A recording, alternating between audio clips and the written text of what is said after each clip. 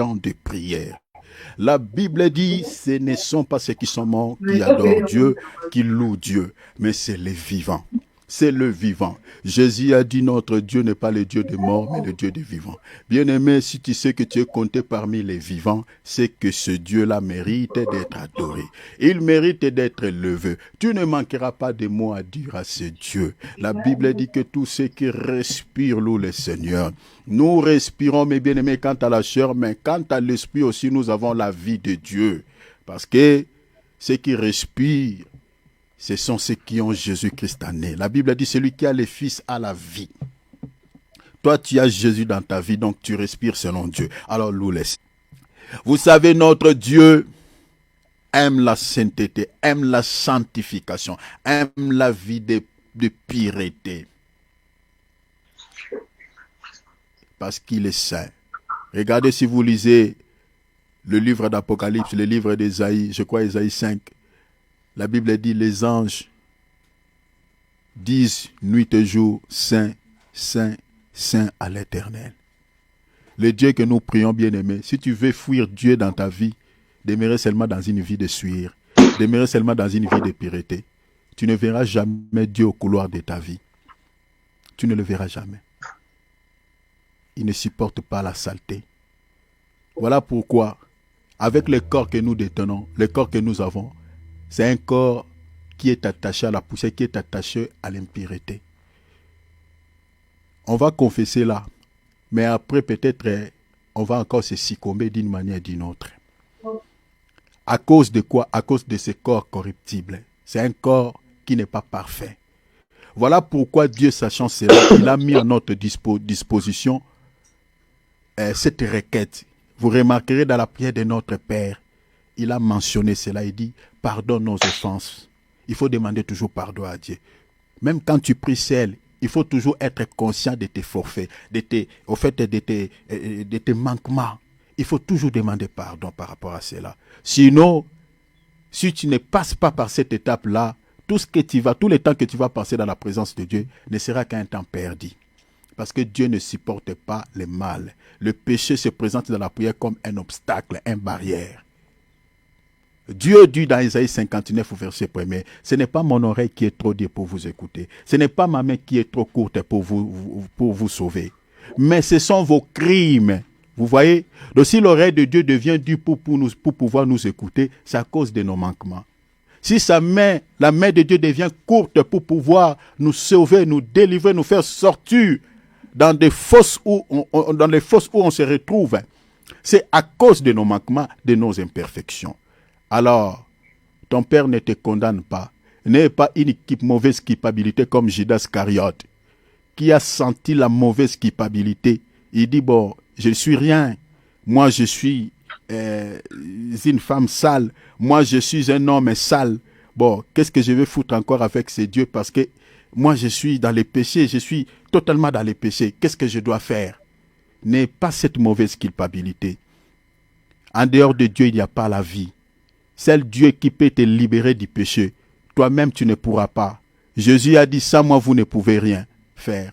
Demandez toujours l'aide de Dieu. Même si tu vis dedans, tu vis confortablement dans les péchés, n'aie pas la mauvaise culpabilité.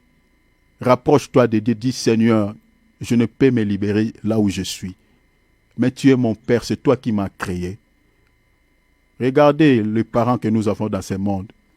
Si les parents que nous avons quant à la chair ne peuvent nous rejeter, à combien plus forte raison Dieu ne te rejettera pas. Malgré tes fautes, malgré tes péchés, malgré tes iniquités, il ne t'abandonnera pas.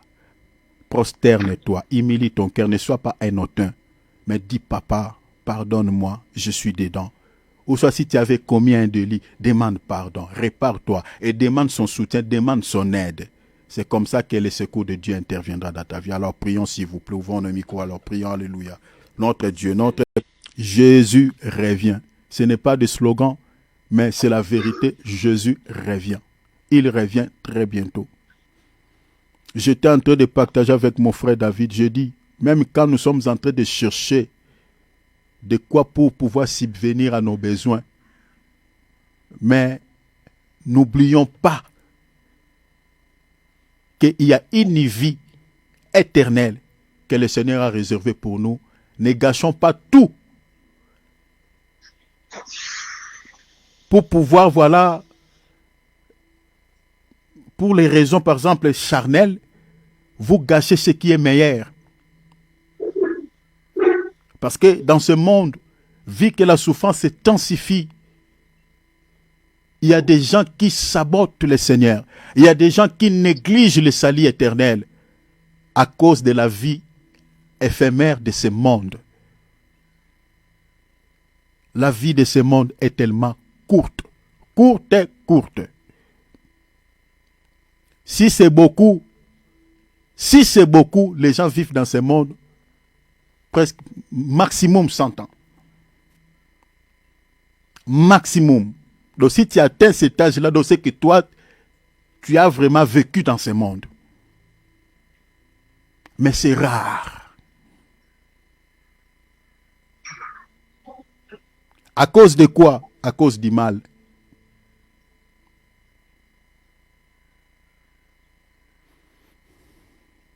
À cause du mal. Les gens meurent à fleur d'âge. À l'âge flair plutôt. Faisons attention, Jésus revient. Alors, regarde la requête que tu dois adresser à Dieu, la prière que tu dois adresser à Dieu. Demande à Dieu qui te donne la force de prier, qui te donne la force de lire sa parole, qui te donne la force de marcher dans la crainte de son nom. La seule clé qui t'accordera l'accès au paradis, c'est la crainte du nom du Seigneur. En dehors de cela, il n'y a pas d'autre moyen. Il n'y en a pas. Aucune offrande, les offrandes que tu donnes, peut-être si tu pries dans une église, les offrandes que tu donnes là, les dîmes que tu donnes, tout ce que tu fais comme don au Seigneur ne sauvera pas ton âme de l'enfer. Le seul visa qui te sera accordé pour avoir l'accès au paradis, c'est la vie de sanctification, point barre. Il a dit dans le livre d'Apocalypse à l'apôtre Jean, « Heureux ceux qui lavent leurs robes. » La robe dont le Seigneur parlait, il parlait des bonnes œuvres. Ceux qui ont des œuvres propres. Regarde tes œuvres, est-ce que tes œuvres sont bonnes? Si cela n'est pas bon, prie le Seigneur à travailler là-dessus, à travailler ton cœur. Bien-aimé, ne vis pas une vie chrétienne d'hypocrisie, tu passes ton temps inutilement. Tu passeras ton temps inutilement. Je suis en train de nous exhorter avant de bien prier. Parce que le but de ces programmes, c'est de pouvoir nous préparer à la rencontre de l'époux. Malheureusement, c'est ce qui n'est pas fait, peut-être dans certains ensembles. Prépare ton cœur à la rencontre du Seigneur. Il est tout proche à la porte. Matthieu chapitre 24, il a dit, « Quand vous verrez toutes ces choses, sachez-le que je suis proche à la porte. » Toutes ces choses, c'est ça ce que nous sommes en train de voir à travers le monde. Toutes ces choses-là que nous regardons à la télé. Le Seigneur a dit, quand vous verrez tout cela arrive, je suis tout proche à la porte. Le Seigneur te trouvera dans quel état? Dans la calomnie, dans les insultes, dans l'impureté ou dans la sainteté. Le plus grand juge de ta vie, c'est ton cœur. N'attendez pas que les gens portent le jugement sur toi. Ça ne sert à rien. La police qui t'arrêtera ce jour-là, qui te dira que tu feras une prison éternelle à vie, c'est ton cœur, c'est ta conscience, comme l'homme riche en enfer. Personne ne lui avait dit que là où tu es là, c'est parce que c'est à cause de la vie que tu avais vécue sur la terre. Personne ne lui avait dit. Il était conscient dans son cœur que j'avais vécu mal. Et il a demandé même au père Abraham si on pouvait envoyer un mort pour attester à sa famille ce que lui, il vivait là-bas en enfer.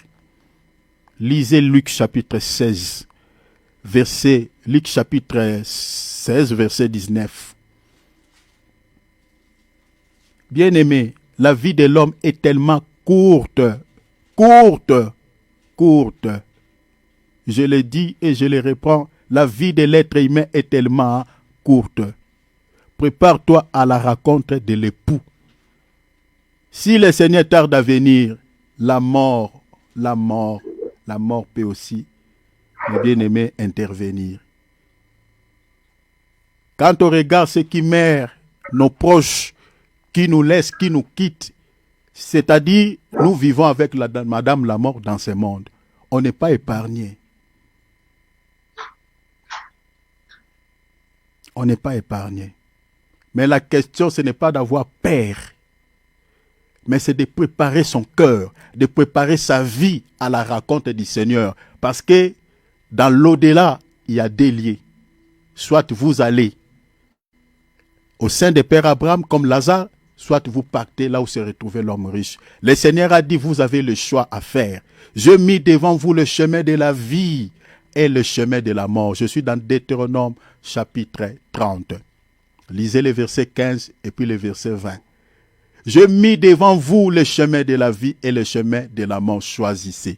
Il est question de choisir soit la vie, soit le chemin de la mort. Et le choix se fait maintenant, quand on est vivant. Ce que l'Église catholique dit aux gens, c'est du mensonge. Le purgatoire n'existe pas. Dans la Bible, il n'y a même pas ces mots. Hébreux chapitre 9, verset 27, l'Écriture dit, « Il est réservé aux hommes de mourir une seule fois, après quoi vient le jugement. » Une fois qu'on quitte la terre, une fois qu'on se sépare, l'esprit se sépare avec la chair, c'est fini. Il n'y a aucune prière qui peut te délivrer si tu étais parti en enfer. Dieu n'a pas un enfant chéri. Non. Il nous traite tous au même pied d'égalité. Que tu sois serviteur, que tu sois quoi, que tu sois autorité. Dieu ne connaît pas les grades. Dieu ne connaît pas les titres. Dieu ne connaît pas, voilà, que tu es star ou pas. Il nous traite tous au même pied d'égalité. Alors, s'il sait, sois sincère devant ce Dieu qui jugera les morts et les vivants, qui jugera même les anges, qui jugera et qui va porter le jugement sur les diables et les anges qui l'ont suivi dans les carréments. Prépare ton cœur. La négligence que tu as aux choses de Dieu, évite ces négligences. Dis à Dieu, Seigneur, je néglige trop. Je prie quand je vais. Je n'ai pas une vie relationnelle avec toi. Je médite moins la parole. Arrange ta vie. On se donne trop quant à la chair. On s'inquiète trop pour la vie quant à la chair. C'est bien bon. Mais retenons que la vie de ce monde est une vie éphémère. Nous ne sommes pas les premiers à la chercher. Il y a eu des gens qui ont cherché cette vie et qui ont gagné la vie, qui ont laissé tout et sont partis les mains vides. Mais le problème, c'est qu'une fois qu'on quitte la terre, tu commences ton éternité, soit en enfer, soit au sein des pères Abraham. C'est le moment. C'est le moment. Prie le Seigneur. Demande à Dieu qu'il travaille ton cœur, qu'il travaille ton âme, que tu n'abandonnes pas, que tu ne sabotes pas le Seigneur à cause du travail. Oui, il est vrai que des fois tu te sens de fatigue, tu n'as pas la force, mais tu peux aussi planifier. Tu peux aussi prendre le temps avec le Seigneur s'il y a la volonté. Tu peux aussi jeûner s'il y a la volonté. Tu peux aussi méditer la Bible s'il y a la volonté. Dieu te donne 24 heures. Tu ne peux pas finir ces 24 heures seulement parce que tu cherches la vie quant à la chair. Non. Non. Demande l'aide de Dieu. Prions, s'il vous plaît. Prions, demandons l'aide de Dieu. Père! Oh, le diable travaille. Le diable travaille. Il travaille comment? Derrière des corps, des êtres humains. Le mal atteint le paroxysme. Bien-aimés, nous sommes environnés de loups. Nous sommes environnés des hommes méchants. Nous sommes environnés de personnes méchantes. Nous sommes entourés. Même la personne que tu ne peux imaginer. Mais un jour, Dieu peut te révéler et dire que oui, c'est lui qui est à la base de tout ça, de tous ces malheurs. Tu peux s'étonner. Nous sommes entourés de gens méchants, des ivrés. Le Seigneur a dit, je vous envoie comme des brebis au milieu de loups. C'est-à-dire, vous êtes au milieu, vous êtes encerclés. Nous sommes comme des brebis au milieu. Les hommes méchants sont plus nombreux que de bonnes personnes. Les mauvaises personnes sont plus nombreuses dans ce monde que de bonnes personnes. Dans nos familles, dans des quartiers, dans nos lieux de travail. Et le rôle de ces gens, c'est quoi? C'est pour pouvoir étouffer la croissance, le bonheur de la bonne sémence. C'est ça l'herbie. C'est de pouvoir freiner la croissance du bleu. C'est de pouvoir freiner la croissance de la bonne sémence. C'est de pouvoir étouffer la bonne sémence. Mais le Seigneur a mis des armes à notre portée.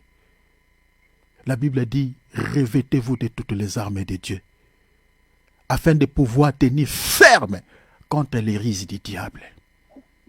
Quand on parle de la rise plutôt de l'ennemi, c'est-à-dire ces derniers, ils opèrent mais de manière sournoise. Les gens que nous considérons de bonnes personnes, le diable se cache derrière certaines personnes pour pouvoir nous détruire. C'est le Saint-Esprit qui peut nous épargner, mais par la prière. Et là, tu vas t'élever, tu vas prier, tu vas détruire les plans de l'ennemi contre ta vie.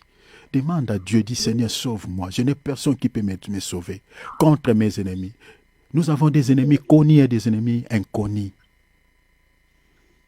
Mais Dieu peut t'épargner, que ce soit des ennemis connus et des ennemis inconnus. Alors tu dois faire la paix d'autorité. Mettez hors de toi, hors d'état de nuire, tous les plans de l'ennemi, toutes les manœuvres de l'ennemi. Mettez-les hors d'état de nuire. Dis à Jésus, je n'attends rien de la part de l'ennemi. Tous ces cadeaux empoisonnés, Seigneur, qu'il retourne, qu'il parte avec ces cadeaux. Prions au nom de Jésus. Alléluia. Dis seulement un mot, nos vies seront changées. Tu as créé ce monde par la puissance de ta parole. Tu as créé ce monde par la puissance de ta parole. Oh mon Dieu, dis seulement un mot, nos vies seront changées. Dis seulement un mot, ma vie sera changée. Tu as créé ce monde par la puissance de ta parole. Tu as créé ce monde par la puissance de ta parole. Dis seulement un mot, nos vies seront changées. Père, comme la pluie tombe du ciel vers la terre, ne retourne pas, Seigneur, sans arroser la terre. Ne retourne jamais au ciel, Seigneur, sans donner la sémence au semeur. La pluie ne retourne pas, Seigneur, au ciel, sans germer les plantes. Il est issu de la parole qui sort de ta bouche. Ne retourne pas en toi sans exécuter ta volonté, sans accomplir tes desseins. Alors, Père, depuis le lieu de ta demeure, prononce une parole. Dis seulement un mot pour la vie de ta fille et tout sera changé. Dis seulement un mot pour la vie de ton fils, papa, s'il te plaît, et toutes choses seront changées. S'il te plaît, Père, au nom de Jésus-Christ. Dis seulement un mot, nos vies seront changées. Dis seulement un mot, nos vies seront changées. Oh Père, tu as créé ce monde par la puissance de ta parole. Tu as créé ce monde par la puissance de ta parole, Jésus. Dis seulement un mot, nos vies seront changées. Dis seulement un mot, nos vies seront changées. Tu as créé ce monde par la puissance de ta parole. Remettons ce moment que nous voulons écouter la parole entre les mains du Seigneur. Prions, remettons l'instrument par lequel le Seigneur va passer pour te bénir entre les mains de Dieu. Prions s'il vous plaît au nom de Jésus. Père, je remets ce temps que nous voulons écouter la parole entre nos Seigneur. Père, parle-nous.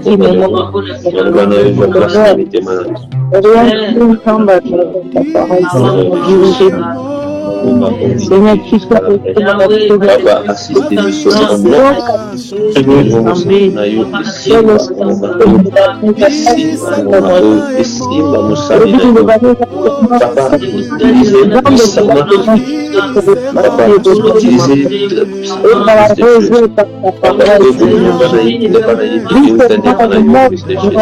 Alléluia.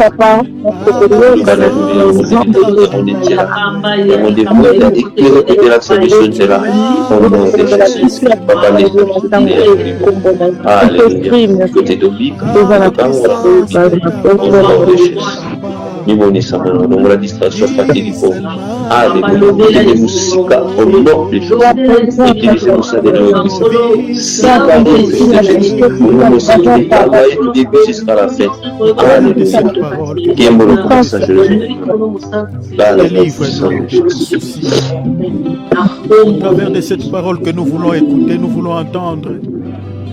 Seigneur, s'il te plaît, que cette parole, Seigneur, nous accorde la délivrance, nous délivre de toutes nos détresses au nom de Jésus.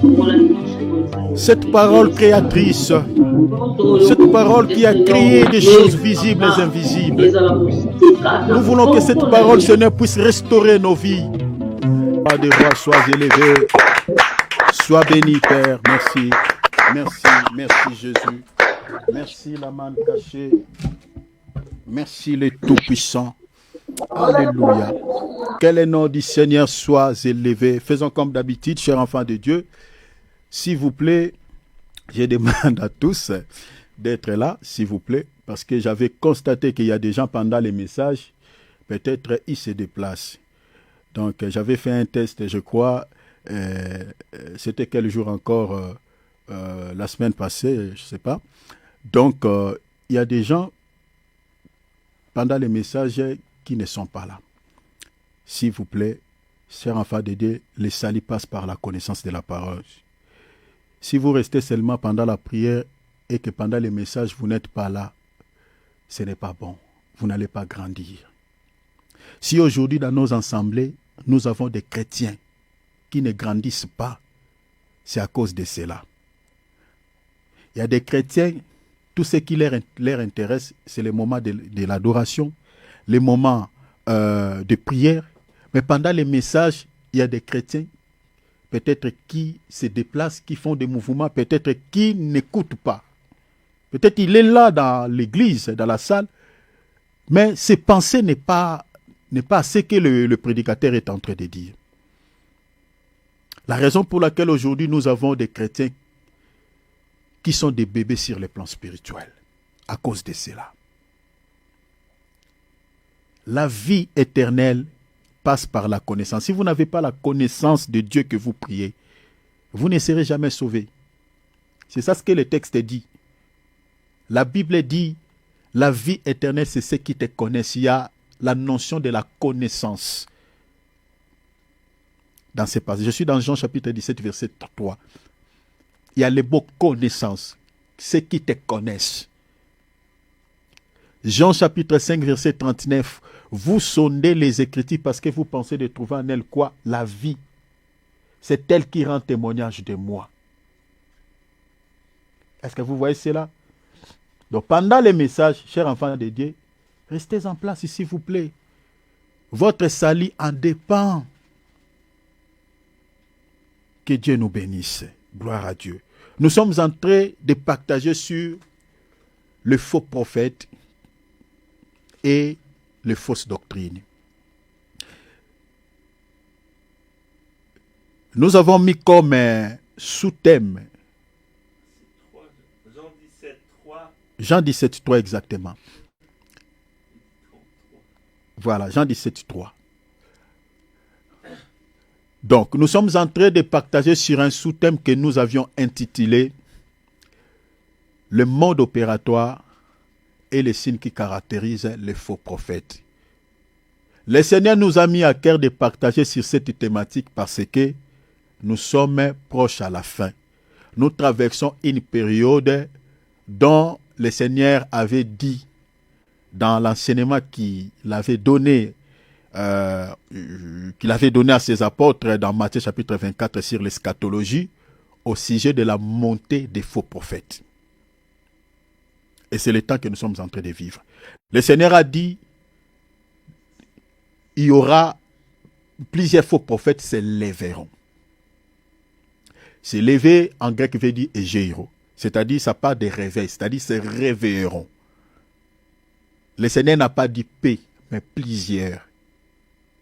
Donc, c'est-à-dire, il y aura paix d'ouvriers de bonne qualité, mais il y aura beaucoup des ouvriers de mauvaise qualité. Est-ce que vous voyez cela? Donc, les temps sur lesquels nous sommes en train de traverser dans ce monde, la majorité des églises dites chrétiennes, attention, la majorité, ce sont des églises de faux prophètes. Ce sont des églises de faux prophètes. Les signes qui approuvent que la majorité des églises dites chrétiennes, ce sont des églises de faux prophètes, vérifiez seulement l'enseignement. C'est ça les signes majeurs. Avant de toucher d'autres signes, les signes majeurs pour connaître l'église d'un faux prophète, l'enseignement. Vérifiez la doctrine, vérifiez ce qui est prêché, vérifiez les pratiques. Hein? Quand je parle de pratiques, tout ce qui n'a pas comme soubassement les fondements des apôtres, je parle ici, par exemple, tout ce qui est doctrinal. Les baptêmes, les repas du Seigneur, vérifiez tout ça. Et vérifiez dans la Bible que vous détenez, vous allez voir qu'il n'y a rien à voir. Le Seigneur a célébré la Sainte Seine avec un seul pain. Mais ce que nous voyons dans nos assemblées, ce n'est pas ça.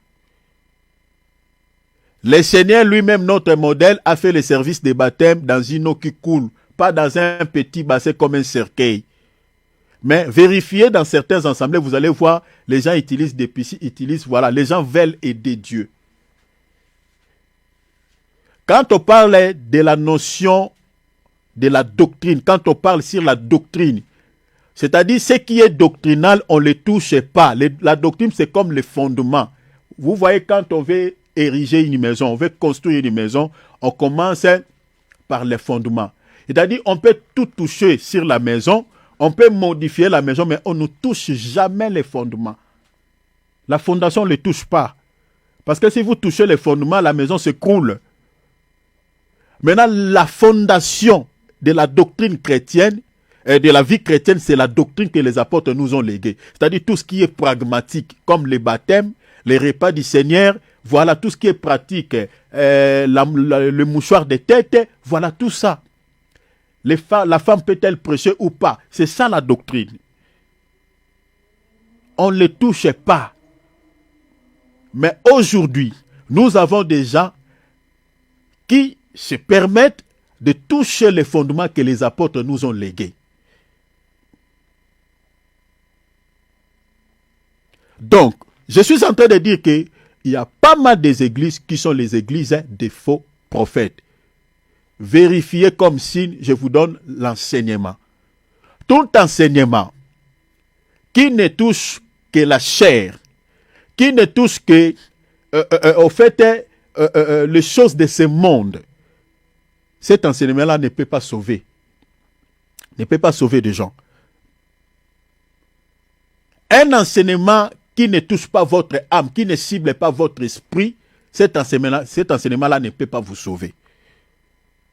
1 Corinthiens, chapitre 2, verset 13, l'apôtre Paul dit, nous utilisons un langage spirituel pour des choses spirituelles. Est-ce que vous voyez cela? Attendez, on va lire ça. On commence par là. 1 Corinthiens. La parole de Dieu, nous ne parlons pas au sujet des choses charnelles. Non, les choses spirituelles.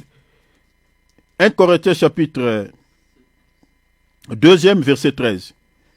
Et nous en parlons non avec des discours qu'enseigne la sagesse humaine. Est-ce que vous voyez cela? Sagesse humaine. Mais avec ce qu'enseigne l'esprit, employant un langage spirituel pour les choses spirituelles. Est-ce que vous voyez ça? Et non pour les choses charnelles. Donc, c'est-à-dire, les choses de Dieu, c'est spirituel. Oh. Donc, quand on est en train de fixer les enfants de Dieu sur les choses charnelles, celui qui est en train d'enseigner, de donner ces enseignements-là, c'est un faux prophète. On emploie un langage spirituel pour des choses spirituelles. Parce que Colossiens chapitre 1er, chapitre 3 plutôt, verset 1er jusqu'au verset 3, le texte dit « Affectionnez-vous aux choses d'en haut et non à celles qui sont sur la terre. » Les choses d'en haut, ce sont des choses invisibles, c'est-à-dire des choses spirituelles. Et celles de la terre, ce sont des choses physiques. Mais la Bible a dit notre affection doit être pour les choses invisibles, c'est-à-dire les choses d'en haut, ce qu'on ne voit pas, ce qui est spirituel.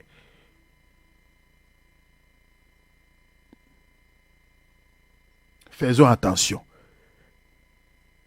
Ne priez pas dans une église parce que vous avez un beau bâtiment, parce que c'est bling bling, parce qu'il y a des choses en cuir, parce que les gens chantent là-bas avec des voix mélancoliques.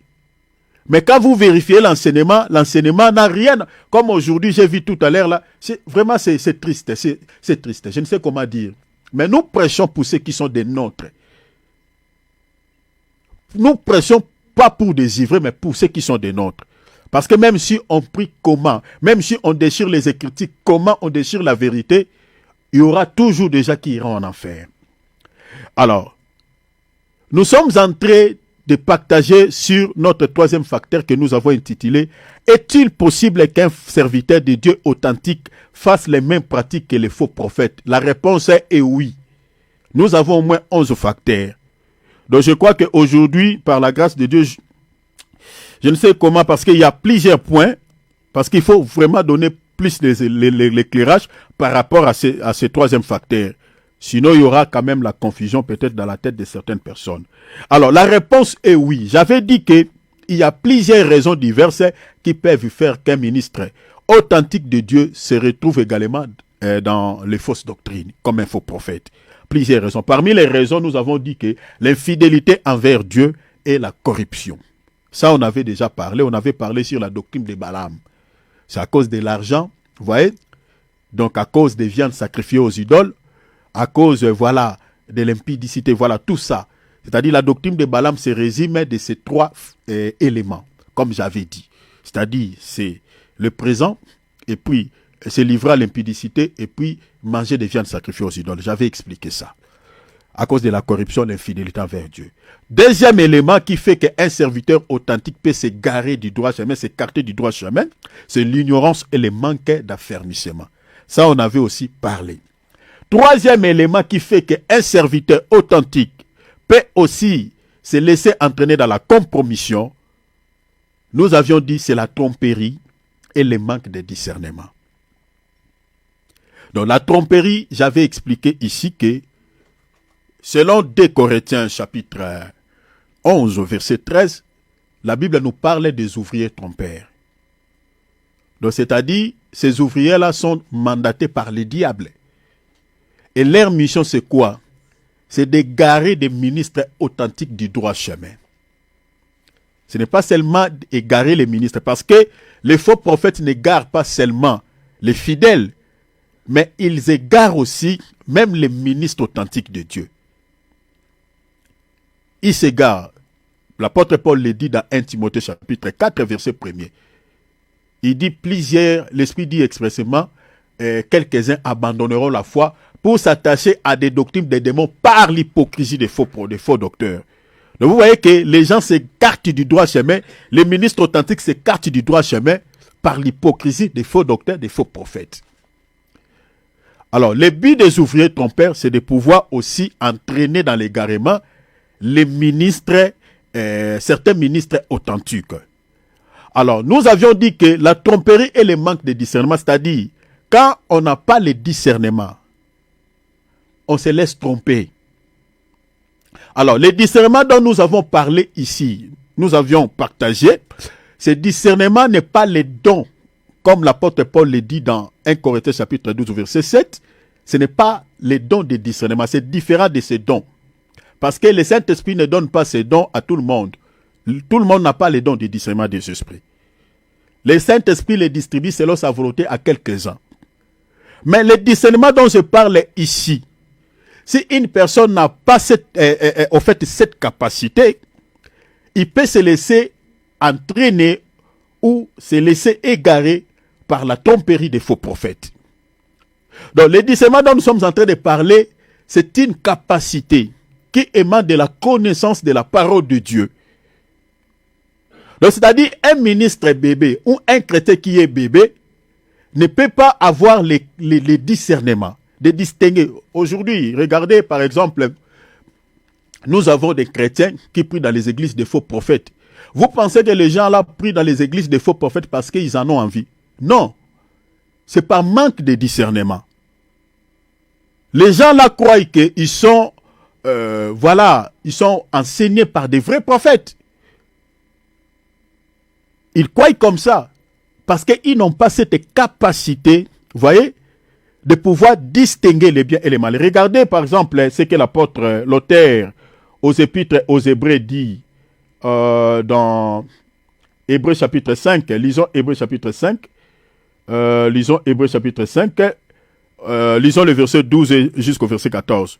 Regarde ce que cet auteur dit. Je fais une petite récapitulation puis on va toucher sur la quatrième facteur.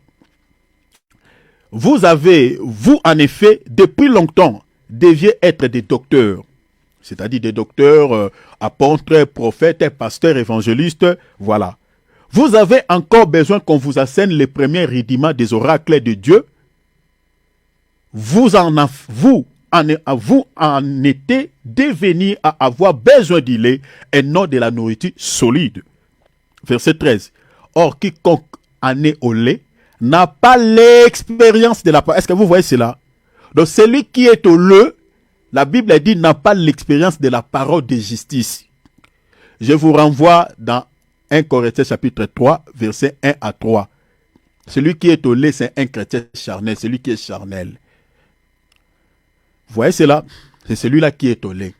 Et celui qui est au lait aussi, c'est celui qui n'a pas l'expérience de la parole de Dieu. Il y a des ministres aussi qui sont bébés. Ce n'est pas seulement les fidèles, mais des ministres aussi qui sont au lait. Alors la Bible dit, car il est un enfant. Maintenant, regarde la suite. La Bible dit, mais la nourriture solide est pour les hommes faits. L'homme est fait ici, que ce soit une femme, est un homme fait. Attention, hein, avec les mots que la Bible utilise ici, les mots que la Bible emploie. Quand on dit homme est fait, dans un autre langage, veut dire celui qui est spirituel. C'est ça, homme fait. C'est le langage de la Bible. Donc, la Bible dit la nourriture solide est pour les hommes faits, c'est-à-dire ceux qui sont spirituels. La Bible dit pour ceux qui ont les sens exercés. Regardez, la Bible dit à discerner. Est-ce que vous voyez le mot discernement? À discerner. Discerner quoi? Les biens et les mal. C'est-à-dire les fausses doctrines et les vraies doctrines ou la sainte doctrine. C'est-à-dire un enseignement faux et un enseignement vrai. Un faux prophète et un vrai prophète. Ce qui est sanctification et ce qui est mal, ce qui est péché. Ce qui est saint et ce qui est impur. Donc celui qui a la capacité de distinguer ou de discerner un vrai prophète et un faux prophète, c'est celui qui a l'expérience de la parole de Dieu. C'est pour cela que j'ai dit que le discernement dont je parle ici n'a rien à voir avec le don de discernement. Parce que le don de discernement, ce don-là, c'est une capacité au fait de discerner ou de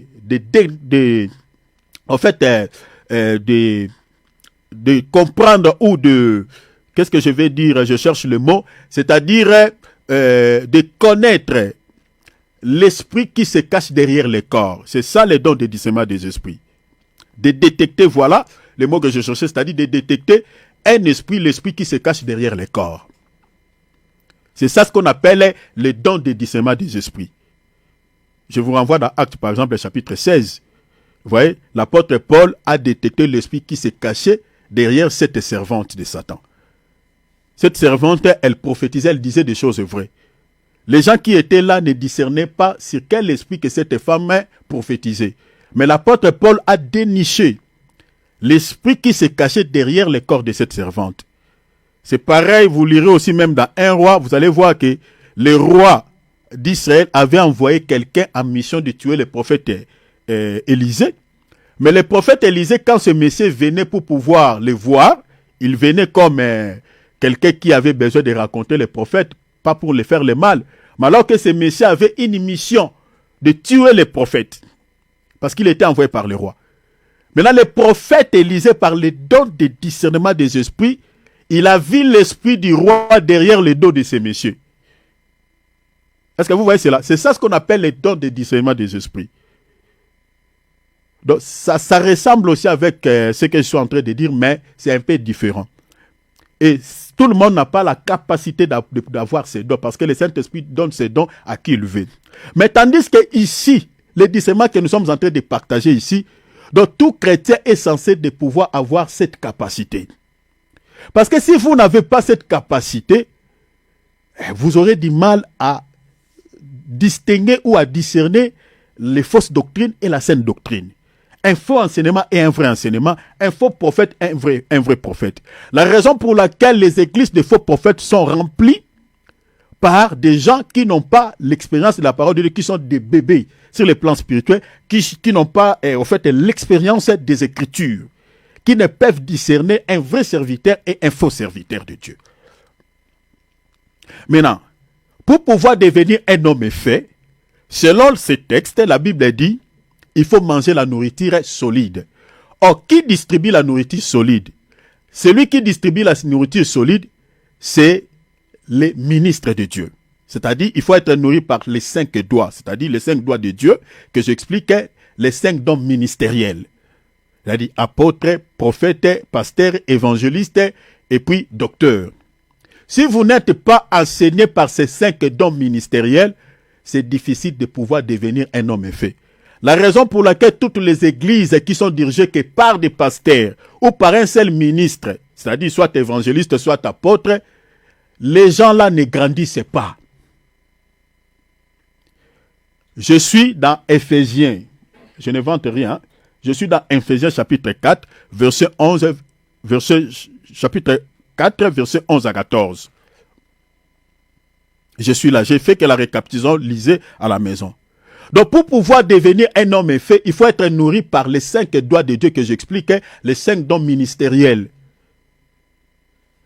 Une église qui n'a pas ces 5 dons, les gens là ne deviendront jamais des hommes faits. C'est difficile. La raison pour laquelle dans nos assemblées, nous avons des gens qui sont devenus même des serviteurs, mais sont des bébés sur le plan spirituel. Sont des bébés. Alors, il peut y avoir que dans une église, il y a manque de serviteurs. Peut-être vous allez dire, mais toi là tu es seul aussi. Oui, je suis seul. Mais un ministre de Dieu authentique, qui était au conseil de Dieu, qui a reçu vraiment un appel divin, qui a reçu un ministère authentique de Dieu, peut exercer les 5 dons ministériels seul, peut prêcher comme tous les autres ministres. Vous comprenez? Je donne un exemple. Prenons par exemple, comme dans notre pays, au Congo, souvent le président de la République il y a des rencontres, il fait des rencontres avec ses ministres. Hein? Donc tous les ministres se présentent, il y a des jours bien élaborés où vont voir les présidents pour pouvoir donner les rapports et recevoir de nouvelles instructions chez le président de la République. Le ministre des Sports est là, le ministre des Pêches et l'Élevage est là, le ministre des Transports est là, le ministre... C'est-à-dire ce qu'on dit au ministre des Pêches et l'Élevage, le ministre des Sports attend. Ce qu'on est en train de dire au ministre, par exemple, des Transports, le ministre des Pêches et l'Élevage attend. Vous voyez? Donc, il comprend tous les instructions que le président est en train de donner à chaque ministre. Donc, c'est-à-dire, si le ministre des Pêches et l'Élevage est absent, le ministre des Transports aussi peut jouer le même rôle que le ministre des Pêches et l'Élevage. Parce qu'il sait ce que le président avait dit au ministre des Pêches et l'Élevage. Il sait. Il connaît son travail. Bien que ce n'est pas son ministère, mais il peut jouer le même rôle que le ministre des Pêches et l'Élevage. Donc, je dis que tout celui qui a reçu un appel authentique de Dieu, qui était au conseil de Dieu, peut exercer les 5 dons ministériels seul aussi. Parce qu'il était au conseil de Dieu. Ce que Dieu disait à chaque ministre, lui, il était là. Il était là en train d'entendre ce que Dieu était en train de dire à chaque ministre. Parce que vous avez vu ça? Moi, tel que je suis là, sans orgueil, avec beaucoup d'humilité, je peux prêcher comme un prophète. Je connais comment prêcher comme un prophète. Je connais comment prêcher comme un pasteur. Je connais comment prêcher comme un évangéliste. Je crois que même après cette thématique, ce thème, peut-être on reviendra sur les prophéties. Mais je ne suis pas un prophète. Parce que le ministère prophétique, c'est de pouvoir fixer les enfants de Dieu par rapport au temps. Vous voyez? Fixer les enfants de Dieu par rapport au temps, par rapport à tous ces événements qui se passent à travers le monde et expliquer les enfants de Dieu ces choses par rapport aux prophéties bibliques. Moi, mon ministère, c'est l'évangéliste. Mais je peux aller aussi dans cette zone-là.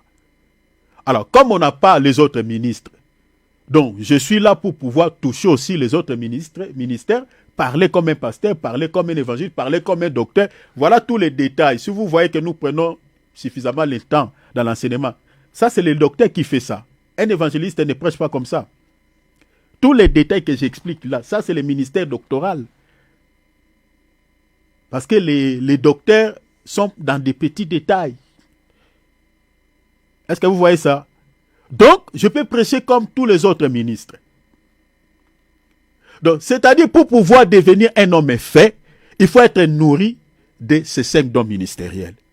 Et vous allez voir que dans l'épître aux Éphésiens chapitre 4, dans le verset 14, on dit « Afin que nous ne soyons plus des enfants flottants et emportés à tout vent des doctrines. » Est-ce que vous voyez cela?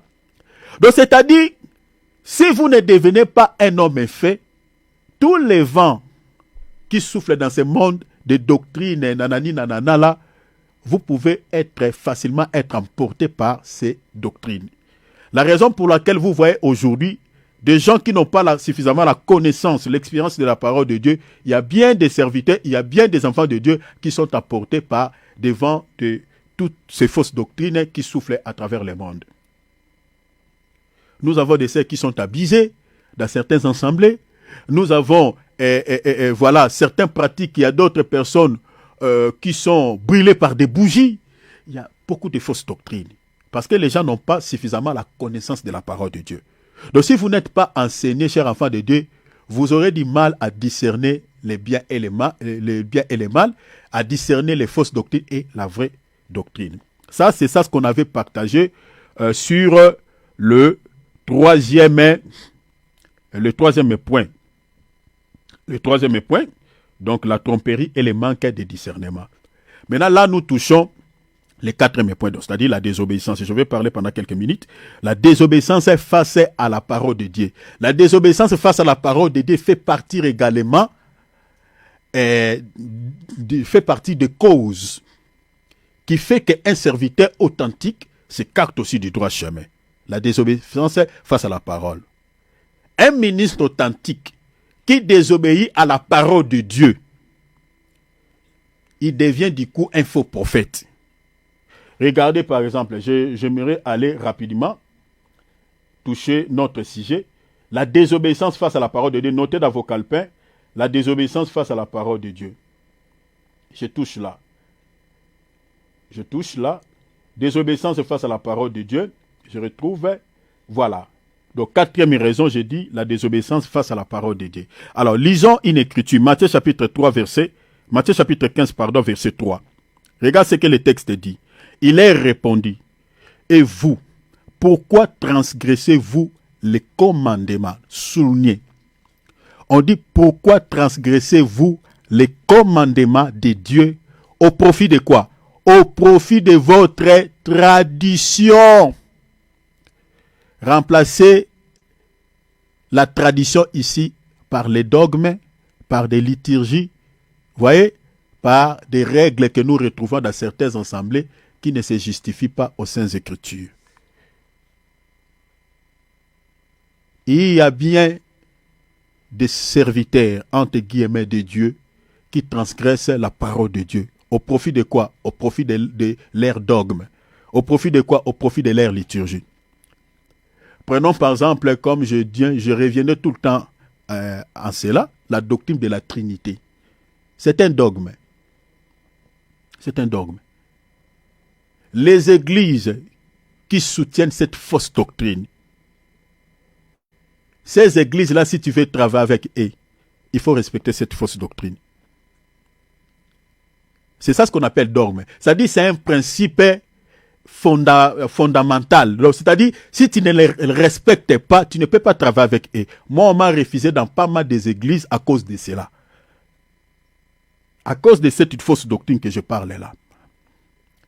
Toutes les églises que vous voyez à travers le monde, la majorité des églises communautaires, les ismes et les istes, pentecôtistes, méthodistes, voilà, tous ces ismes et les istes que vous connaissez. Souvent, ce sont les églises là où vous trouverez pas mal de dogmes là-bas. Vous ne pouvez pas devenir serviteur dans ces assemblées-là si vous ne respectez pas les dogmes. Les dogmes là, il y a des gens qui ont mis ça en place même qui sont morts.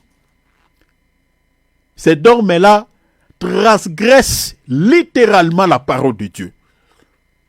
Comme cette fausse doctrine que je parle ici, la doctrine de la Trinité. C'est une doctrine qui transgresse littéralement la parole de Dieu. Parce que si vous cherchez cette doctrine, qui est la doctrine de la Trinité dans la Bible, il n'y en a pas. Il n'y en a pas. Il n'y a pas une mention dans la Bible, vous trouverez là. Mais on va vous expliquer la théorie. Et il y a pas mal de dogmes dans certains assemblées, mais j'ai pris cet exemple pour expliquer seulement de cette fausse doctrine. Des liturgies, certains rituels, certaines pratiques, certaines cérémonies dans certains assemblées.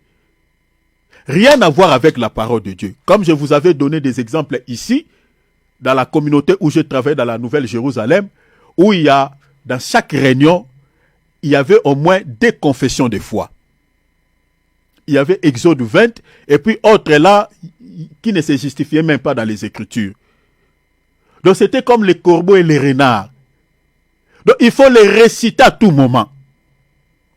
Il faut réciter cela. Et si vous ne récitez pas cela, et donc c'est-à-dire vous marchez en contre de cette liturgie. Et moi, je peux dire que j'ai quitté cette communauté à cause de cela. Parce que nous sommes allés aux réunions plusieurs fois. Et la dernière réunion avait mal fini. On m'a insulté, voilà. Parce que moi, je me basais sur les Écritures et il me racontait des théories. On dit non, ce sont des liturgies. Voilà, c'est comme cela. Il faut respecter ça comme ça. Et le pasteur qui a mis ça en place, Mouchebe, il est le fondateur de cette assemblée. Il est ici, il est déjà décédé. L'église, je peux dire, le centre de cette communauté, c'est ici en Belgique. C'est lui qui a mis ça en place. Le pasteur Mouchebele là, qui est déjà décédé. Dans le message, je crois que là où il est allé, il se rendra compte devant le Seigneur là-bas. Il va se rendre compte là-bas. Le Seigneur seul lui-même sait, je ne sais pas s'il est sauvé ou n'est pas sauvé. Ça, je ne peux pas dire. C'est lui qui a mis ça en place. Et moi, j'ai reçu des insultes à cause de cela. Donc, des liturgies. Chers enfants de Dieu, retenez. Tout ce qui ne se justifie pas dans la Bible que vous détenez. Vous vérifiez comme ça. C'est pour ça que nous sommes en train de vous dire, bien-aimés, lisez vos Bibles. Comment vous allez savoir comprendre une fausse doctrine, distinguer une fausse doctrine et la saine doctrine, un faux enseignement et un vrai enseignement? Comment pouvez-vous comprendre cela si vous n'avez pas suffisamment la connaissance de la parole de Dieu? Vous aurez du mal à discerner une fausse doctrine et la saine doctrine, un faux enseignement, un vrai enseignement, si vous n'avez pas suffisamment la connaissance de la parole de Dieu. C'est pour ça que nous sommes en train de lisez vos Bibles. Lisez, méditez. Parce que si vous ne méditez pas, vous aurez du mal, je vous dis, chers enfants de Dieu, vous aurez du mal à discerner une fausse doctrine et la saine doctrine, un faux enseignement et un vrai enseignement. Vous aurez du mal. Parce que pour pouvoir connaître un faux billet, il faut avoir la connaissance d'abord au départ d'un vrai billet. Si tu ne connais pas le vrai billet de $100 ou de 100 €, si on te présente un faux billet de 100 € ou un faux billet de $100, toi tu vas prendre cela, tu vas dire que c'est un 100 €, c'est un vrai billet. Tu sauras seulement que c'est un faux billet quand tu te présenteras devant un connaisseur. Mais si tu as déjà la connaissance d'un vrai billet de 100 €, quand on va te présenter, on va te donner un faux billet de 100 €, un faux billet de $100, tu sauras directement, quand tu vas toucher comme ça dans la main, tu sauras directement que ça c'est un papier. Donc si tu as déjà la vraie connaissance, quand on va te présenter une fausse connaissance ou un enseignement faux, directement tu vas les détecter. Mais il faut d'abord méditer, lire la Bible et être suffisamment aussi enseigné par la bonne parole. C'est très important. Parce que dans les églises que je vous ai dit ici, les ismes, les istes, pentecôtistes, méthodistes, tous ces ismes comme je viens de dire là, et les églises dites de réveil entre guillemets, vous trouverez pas mal de fausses doctrines. Il y a des exceptions. Quand je dis quelque chose, il faut toujours mettre une exception. Mais il y en a P des exceptions. P. Les églises où vous trouverez qui respectent la doctrine des apôtres. Il y en a P. Il y en a P. Dans la majorité des assemblées que nous retrouvons dans ce monde, il y a pas mal de dogmes qui ne se justifient pas dans la parole, de liturgies qui ne se justifient pas dans la parole. Tout ce qui ne se justifie pas dans la parole, chers enfants de Dieu, c'est une fausse doctrine. Commençant par l'enseignement, y compris toute pratique. Un enseignement, mes bien-aimés, qui ne cadre pas aux saintes écritures, c'est une fausse doctrine. Toute pratique qui ne se justifie pas aux doctrines des apôtres, c'est une fausse pratique, c'est une fausse doctrine. Retenez ça s'il vous plaît. Et la conséquence de la fausse doctrine, c'est que les gens ne seront jamais sauvés. Les gens ne seront jamais sauvés. Vous ne pouvez jamais être sauvé si vous écoutez mal la parole de Dieu ou si vous écoutez un faux enseignement. C'est pour cela que Jésus, notre modèle, il mettait chaque fois ses disciples en garde contre l'enseignement des pharisiens et des scribes. Il dit attention avec les levains des pharisiens et des sadducéens. C'est ça ce que nous sommes en train de faire aujourd'hui. Nous vous mettons en garde contre tout enseignement faux parce que ça ne sauvera pas vos âmes.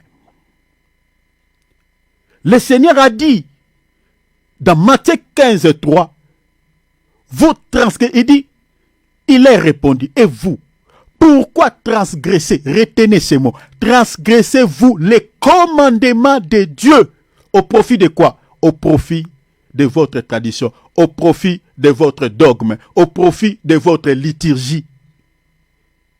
Chers enfants de Dieu, dans l'église où vous trouverez les dogmes, c'est-à-dire, ce sont des principes fondamentaux. Ces principes-là ne se justifient pas dans la parole. Vous cherchez dans la Bible comme ça, il n'y en a pas.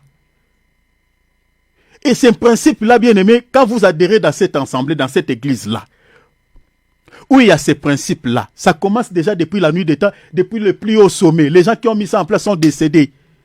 Même le pasteur de cette église, il est soumis à ces principes. Donc si vous voulez travailler avec lui, il faut respecter cela. On vous dira déjà bien avant. Donc si toi tu montres la Bible et tu dis mais cela ne se justifie pas dans la Bible, on te fout dehors. On va te mettre dehors. Moi, on m'a refusé dans plusieurs églises à cause de cela. On vous met dehors. On dit, toi, tu veux chercher ce qui se justifie. Va là-bas, va fonder ton église. Ici, il faut respecter ces dogmes. Des liturgies, il faut les respecter. Des confessions de foi qui n'ont rien à voir avec la parole de Dieu. Certaines pratiques qui n'ont rien à voir avec la parole de Dieu. Des choses comme ça. Alors, nous sommes en train de vous ouvrir les yeux, chers enfants de Dieu. Tout ce qui ne se justifie pas dans la Bible, c'est une transgression face à la parole de Dieu. C'est ça ce que le Seigneur dit. Il dit, vous transgressez le commandement de Dieu. Or, toute transgression dans la Bible est un péché. 1 Jean chapitre 3, verset 4. Le péché, c'est la transgression de la parole de Dieu. Le péché, c'est la transgression du commandement de Dieu. Vous vous rendez compte maintenant? Donc ces gens-là qui transgressent les commandements de Dieu, ces gens-là qui transgressent la parole de Dieu au profit de leur dogme, au profit de leur liturgie, en réalité ces gens-là pêchent. Mais attention, quel est le péché que ces gens-là commettent? Ce n'est pas le péché comme quelqu'un qui a volé une pomme. Hein? Ce n'est pas le péché comme quelqu'un qui a insulté. Hein? Le péché là dans la Bible, c'est le péché extrêmement grave qu'on appelle l'iniquité. Retenez ça. C'est pour cela le Seigneur, il a dit dans Matthieu chapitre 7, verset 22 à 23, plusieurs me diront, n'avons-nous pas prophétisé à ton nom? N'avons-nous pas fait des miracles à ton nom? N'avons-nous pas fait des séminaires à ton nom? N'avons-nous pas enseigné la parole à ton nom? N'avons-nous pas fait, des campagnes en ton nom? Le Seigneur leur dira ouvertement, retirez-vous de moi, ministre de l'iniquité, vous qui commettez l'iniquité. L'iniquité selon Nombre chapitre 15, je crois le verset 23. C'est un péché en outrance. C'est un péché qui choque Dieu. C'est un péché blasphématoire. Et ce péché-là, c'est un péché impardonnable. Voilà pourquoi ces gens-là réclameront dans les derniers jours. Le Seigneur leur dira, je ne vous ai jamais connu. C'est-à-dire toutes les assemblées-là qui ont mis en place des dogmes, des liturgies, qui transgressent la parole de Dieu, qui n'ont rien à voir avec la parole de Dieu. La première des choses, ces gens-là ne seront jamais sauvés. Et les gens qui prient dans ces assemblées-là ne seront jamais sauvés. Jésus a dit aux pharisiens et aux scribes, vous fermez aux hommes quoi? La porte du ciel. Vous-même, vous n'êtes pas entrés. Et ceux qui veulent entrer, vous leur empêchez de pouvoir y accéder. C'est-à-dire, les gens qui prient dans les églises où il y a des dogmes qui transgressent la parole de Dieu ne seront jamais sauvés. Voilà pourquoi nous sommes en train de vous dire, chers enfants de Dieu, veillez sur vos âmes. Ne soyez pas des chrétiens sentimentaux. Ne suivez pas un ministre de Dieu par sentiment. Ne suivez pas un ministre de Dieu par sentiment. Ne priez pas dans une église par sentiment. Tu as qu'un seul salut. Si tu les perds, c'est fichu. Oh. C'est fichu. Eux, c'est fichu. Il y a des âmes qui meurent en enfer. Le but de cet enseignement, c'est de pouvoir vous ouvrir les yeux. Là où vous priez, vérifiez l'enseignement. Vérifiez les pratiques. Regardez les dogmes, les principes, les règles qui sont dans cette assemblée. Regardez les liturgies, les rituels, les cérémonies qui se trouvent dans cette assemblée-là. Il faut vérifier tout ça. Parce que votre vie éternelle en dépend de ce que vous êtes en train d'écouter, en dépend de ce qu'on est en train de vous faire dans cette assemblée-là. Si on vous fait des choses qui n'ont rien à voir avec la saine doctrine, vous ne serez jamais sauvés. Parce que toute transgression face à la parole de Dieu, c'est un péché en outrance aux yeux de Dieu, l'iniquité. Matthieu 15, 6. Et vous annulez ainsi la parole de Dieu au profit de votre tradition. Le Seigneur l'a réitéré. Au profit de votre tradition. C'est là, cette influence de transgresser la parole de Dieu ne s'était pas arrêtée seulement à l'époque du Seigneur, mais les apôtres aussi à leur époque, ils étaient en face des gens qui confessaient Jésus dans leur bouche, mais qui prêchaient des messages qui n'ont rien à voir avec l'ère salie. C'est ça ce que l'apôtre Paul dit dans Colossiens chapitre 2 verset 8. Donc l'esprit là ne s'était pas arrêté à l'époque du Seigneur. Mais l'esprit là est descendu même après le Seigneur, à l'époque des apôtres. C'est ça ce que l'apôtre Paul dit aux Colossiens, à l'église de Colosse. Regarde ce que l'apôtre Paul dit. Je suis dans Colossiens chapitre 2 verset 8. Prenez garde que personne ne fasse de vous sa proie, sa victime. Vous voyez, hein? Il y a certains fidèles dans certains assemblées sont comme les proies, comme des victimes, hein, entre les dents des faux prophètes. Hein? Vous voyez quand un lion il est devant sa proie, hein, devant sa victime. Il dit que personne ne vous fasse sa proie, sa victime, par la philosophie. Vous voyez, hein, comment ces gens-là font les enfants, rendent les enfants de Dieu des esclaves, rendent les enfants de Dieu leur proie. Par des philosophies. Hein, vous savez, la philosophie, c'est quoi? Quand on parle de la philosophie, c'est-à-dire des gens qui pensent beaucoup. Hein, c'est-à-dire des pensées humaines. Vous voyez? Des pensées humaines qui ne se justifient pas dans la parole de Dieu. Cette pensée-là, tu peux dire même un amen. Hein. Regardez même sur la toile, il y a d'autres personnes qui mettent des publications. Ils attribuent ces publications-là au nom de Dieu. Une pensée. Mais une pensée qui n'a rien à voir avec un verset biblique. Si tu crois à cela, dis amen. Tu dis amen à quelque chose qui n'est pas un verset biblique, qui n'est pas la parole de Dieu. Il y a des publications comme ça sur la toile. C'est pareil ce que ces gens-là font. Ils mettent leurs pensées pour pouvoir diriger l'église du Seigneur par leurs pensées, des pensées humaines. Il y a d'autres ministres de Dieu qui interprètent de Dieu et non selon la pensée de Dieu, mais selon leurs pensées. Je vous donne un exemple. Regardez par exemple, on prend une écriture dans la Bible. Au lieu d'interpréter cette écriture-là selon une autre écriture, mais l'homme de Dieu, il prend une écriture, il commence à raisonner. Vous voyez cela? Il commence à raisonner et donner une interprétation selon à la manière dont lui il a compris. À la manière dont lui il voit cette écriture. Il dit, moi je pense que ça doit être ceci. Dieu voulait dire ceci. On n'interprète pas la Bible comme ça, non.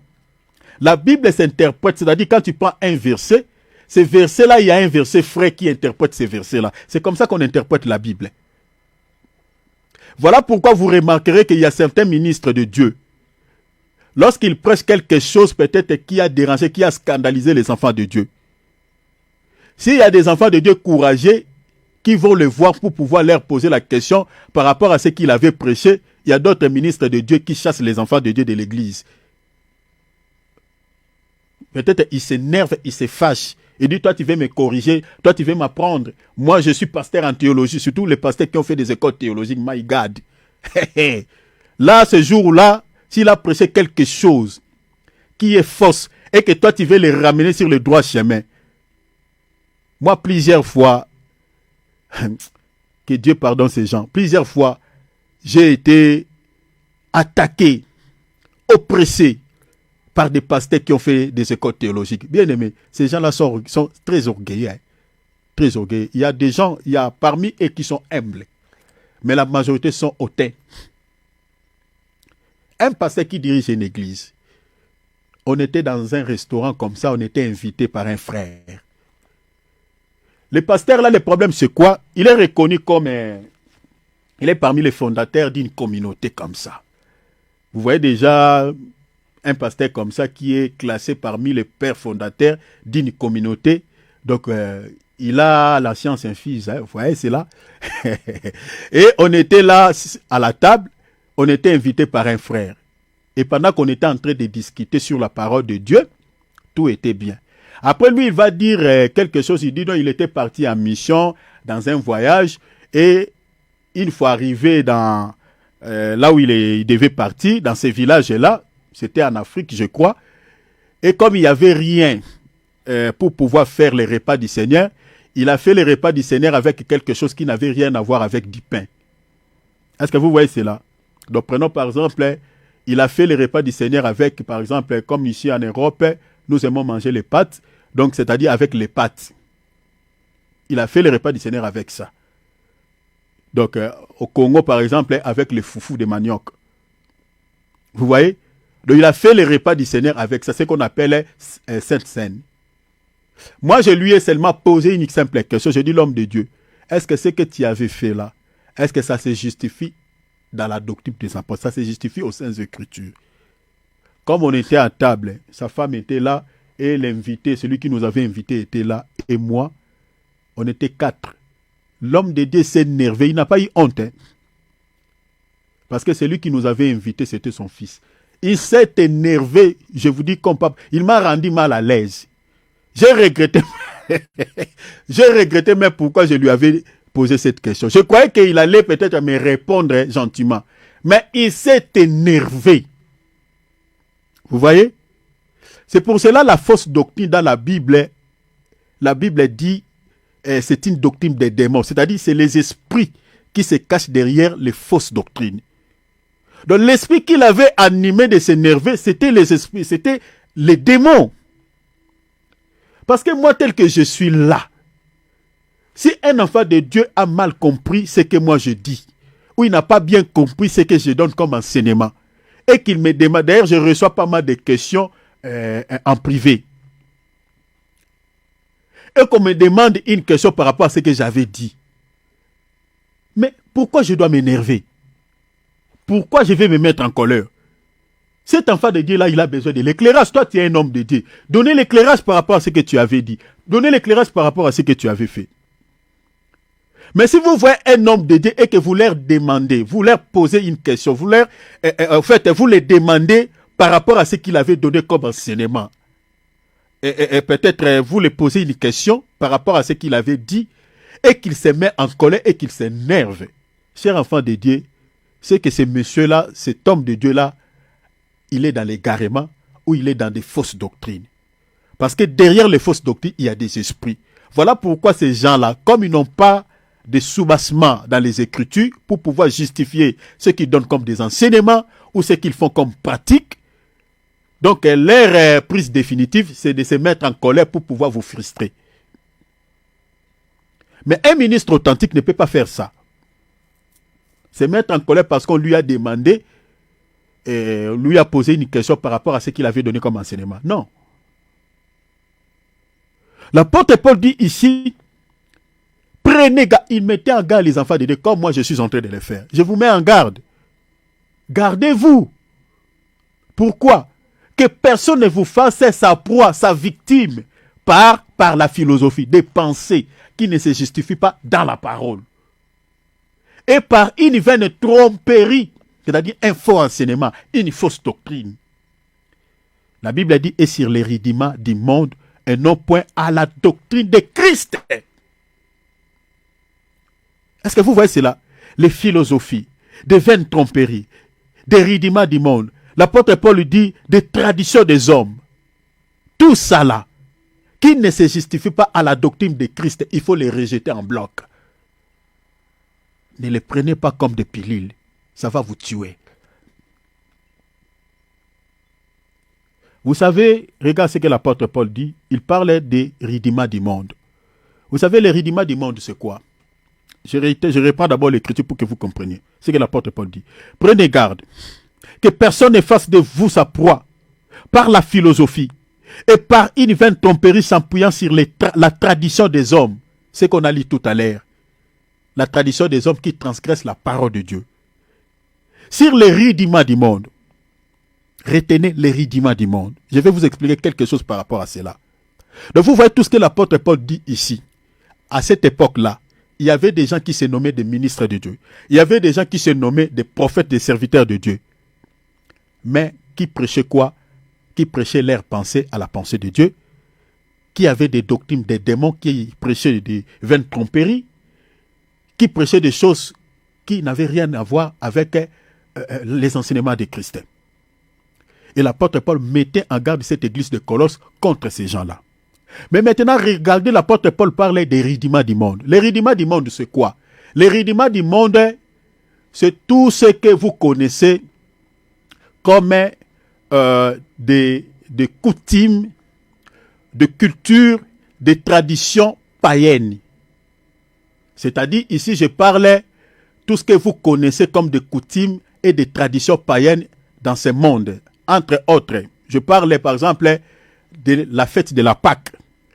Toutes les fêtes que vous connaissez, des fêtes païennes. Est-ce que vous voyez cela? Tous les jours fériés que vous connaissez. C'est ça ce qu'on appelle des coutumes et des traditions ou des rudiments du monde. Mais maintenant, vous allez voir ces rudiments du monde. Il y a des églises qui s'impliquent dedans, qui observent cela. Prenons par exemple les fêtes des mères, les fêtes des pères, les fêtes de travail, le 8 mars, la Pâque, voilà, Noël, tous ces coutumes païennes. C'est ça ce qu'on appelle les rudiments du monde. C'est-à-dire, il y a des églises qui observent ces choses, ces coutumes païennes. Je vous donne un exemple, la fête de la Pâque. La Pâque que nous célébrons aujourd'hui, ce n'est pas comme les Juifs avaient célébré. Il faut entendre un mois. Par exemple, le mois de Nice, la fête de Pâques, selon les calendriers juifs, était célébrée au mois de Nice, qui était le premier mois comme janvier.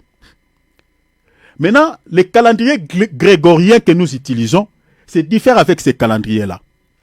Maintenant, les pasteurs théologiens qui ont fait des écoles de théologie, animés par l'esprit de Pite, l'esprit du diable, ce sont eux qui ont ramené cette fête-là qui était célébrée au mois de Nissa.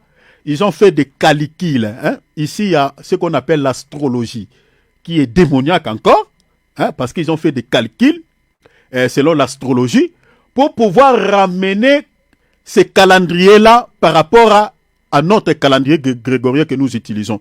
C'est-à-dire, mois de Nissa, qui était le premier mois selon les calendriers juifs, par rapport à notre calendrier, selon l'astrologie, se trouve entre le mois de mai et le mois d'avril. Le mois d'avril et le mois de mai. La raison pour laquelle on a ramené cette fête-là à cette date-là. La raison pour laquelle chaque mois d'avril, vous voyez à travers le monde, on célèbre entre guillemets la Pâque. Et la Pâque avec quoi? La Pâque avec S. Alors que la Pâque que nous retrouvons dans la Bible, c'est la Pâque sans S.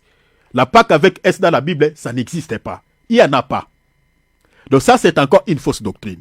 Mais maintenant, les églises qui célèbrent la Pâque par rapport au calendrier juif, ces églises-là, c'est ça ce que l'apôtre Paul dit, qui observent les traditions, c'est-à-dire les rudiments du monde.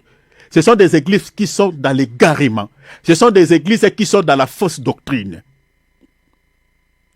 Parce que si vous regardez, par exemple, vous lisez Luc chapitre 22, pendant que les Juifs observaient cette fête de la Pâque, d'après le calendrier juif, selon le mois de Nissa, Jésus n'avait pas célébré la Pâque à la manière juive.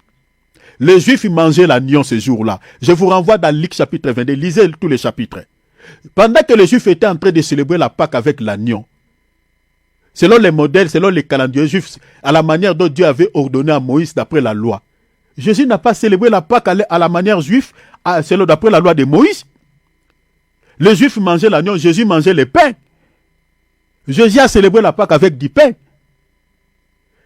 De deux, Jésus ne nous a pas dit de pouvoir célébrer la Pâque que j'explique, les repas du Seigneur ou la Sainte Seine, selon les calendriers juifs. Non. Jésus, il a dit, faites ceci en mémoire de moi, tous les jours. Tel que nous sommes là, on peut célébrer la Pâque. On peut faire ça. On peut faire ça même tous les jours. On n'a plus besoin d'attendre une date quelconque. C'est ça ce que l'apôtre Paul est en train de s'inquiéter par rapport à l'église de Galatie. Il dit, vous observez le jour, le mois, les années. Je crains de pouvoir vous enseigner inutilement. Parce que vous êtes encore attachés à la loi. Et ceux qui s'attachent aux œuvres de la loi sont déchus de la grâce. Comme ces gens-là sont déchus de la grâce. Nous, on ne peut pas célébrer la Pâque à la manière juive. Les repas du Seigneur que nous mangeons, c'est ça notre Pâque. Les pains là que nous mangeons, c'est ça l'agneau, c'est ça le corps de Christ. Mais pourquoi on doit encore observer La Pâque d'après, selon une date. Et qui a mis ça en place? C'est le monde.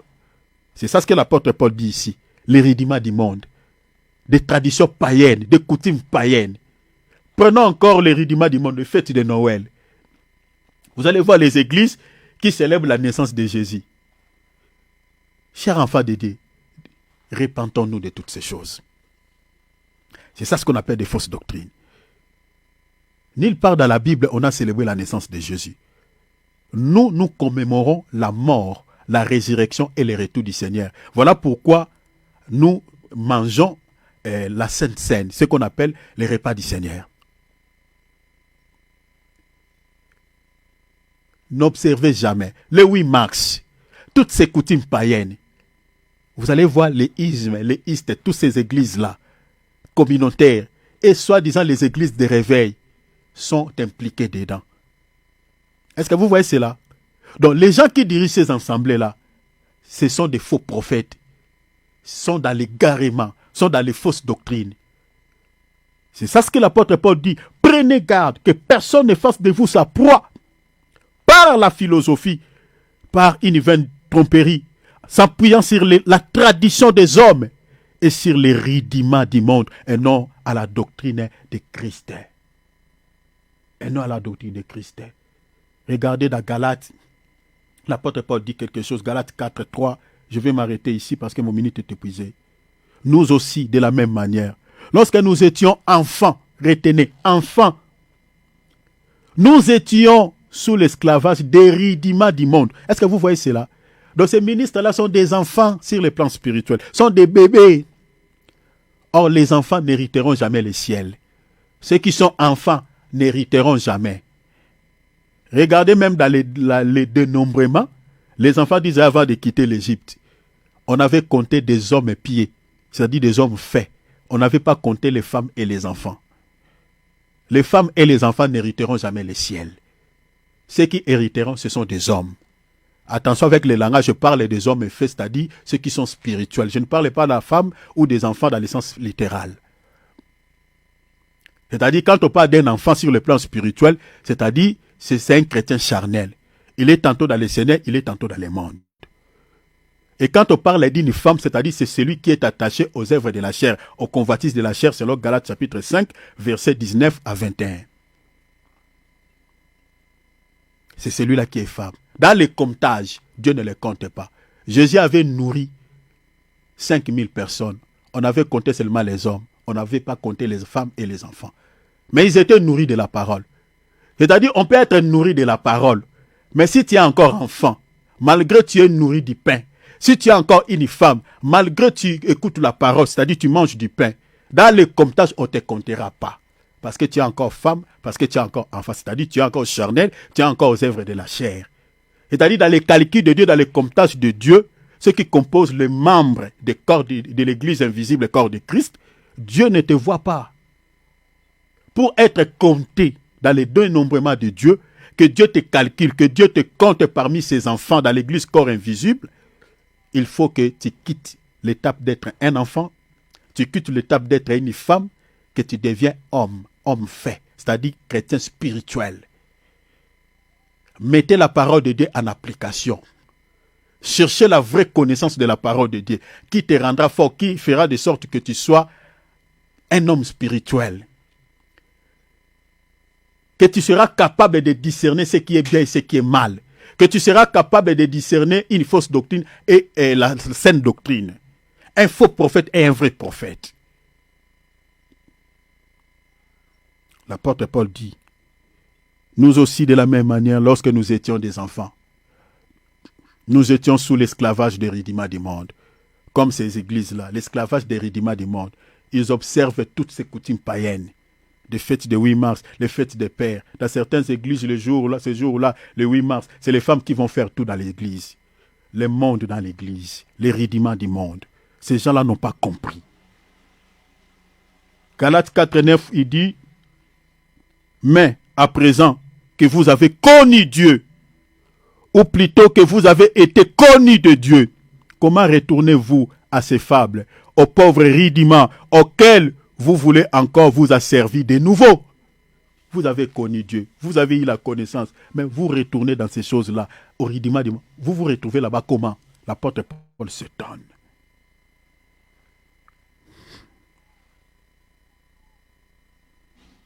Je vais m'arrêter là. Dernière écriture, Colossiens 2:20, on s'arrête là. Si vous êtes mort avec Christ au ridima du monde, pourquoi, comme si vous viviez encore dans le monde, vous impose-t-on ces préceptes, des règles, des principes, des dogmes, des liturgies, des fausses doctrines, ces ridima du monde? Vous êtes mort avec Christ. Est-ce que ces gens-là, on peut se dire qu'ils sont morts avec Christ? Comment ils se retrouvent encore dedans? Comment ils se retrouvent dans des fausses doctrines? Comment ils se retrouvent dans ces ridima du monde? Comment ils se retrouvent dans l'égarement? Est-ce que ces gens-là sont-ils morts avec Christ? Si vous êtes mort avec Christ au ridima du monde, pourquoi, comme si vous viviez encore dans le monde? Chers enfants de Dieu, après avoir écouté ces choses, renoncez à tous ces ridima du monde. Si vous priez dans une église qui observe toutes ces coutumes païennes, chers enfants de Dieu, quittez cette assemblée. Ça, c'est le seul conseil que je peux vous donner pour sauver votre âme de l'enfer. C'est tout. Vous priez dans une église qui observe la Pâque, qui observe toutes ces coutumes païennes, qui observe ces dates, ces mois. Je vous dis que quittez. Retournez chez vous, priez le Seigneur, que le Seigneur puisse vous montrer là où vous allez prier. Là où on respecte la parole de Dieu. Parce qu'un serviteur de Dieu qui transgresse la parole de Dieu au profit de toutes ces coutumes païennes, des traditions des hommes, des dogmes et des liturgies, ce pasteur-là ne sera jamais sauvé et ceux qui l'écoutent ne seront jamais sauvés. Je m'arrête là, nous allons prier. Ouvrons nos micros. Que le Seigneur nous délivre. Ouvrons nos micros, nous allons prier. Demande l'aide de Dieu. Que le Seigneur puisse t'aider. Vraiment prie le Seigneur. Bien-aimé, ne joue pas, ne joue pas. Je vous parle de tout mon cœur. Ne joue pas avec ton sali. Vous voyez l'œuvre que je fais, personne ne me paye. Hein. Dieu me payera. Mais tous ces sacrifices que je fais, chers enfants de Dieu, c'est pour que ton âme seulement soit sauvée. Je le fais gratuitement. Je ne reçois pas des offrandes et j'en ai pas besoin. Mais mon seul souci, que ton âme soit sauvée. Donc, et aussi les mêmes soucis que moi je sens dans mon cœur pour pouvoir sauver ton âme. Enlevez tous les sentiments charnels. Ne joue pas avec ton sali. Il y a un enfer éternel et puis il y a un paradis qui est aussi éternel. Donc, tu as le choix à faire entre les deux. Demande l'aide de Dieu. Que le Seigneur puisse t'aider. Quittez l'étape d'être un enfant. Quittez l'étape d'être une femme sur le plan spirituel. Mais devenez des hommes faits. C'est-à-dire des chrétiens spirituels qui ont la capacité de discerner un faux prophète, un vrai prophète, une fausse doctrine et